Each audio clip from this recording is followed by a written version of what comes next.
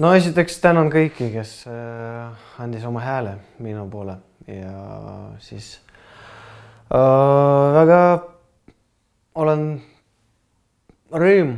rõõmus, et sain seda auhinda jälle juba 3. korda ja loodan, et see tuleb lisamotivatsiooniks järgmisteks aastateks ja siis jälle pean tõestama, et see ei ole juhus ja ei ole mingi kingitus inimeste poolt. Ja loodan, et tulevasel aastal ikka koondis pakub publikule ja mina isiklikult oma klubide eest hea emotsiooni ja rohkem väravad. No kindlasti koondise mängudest see Hollandi mäng ikka oli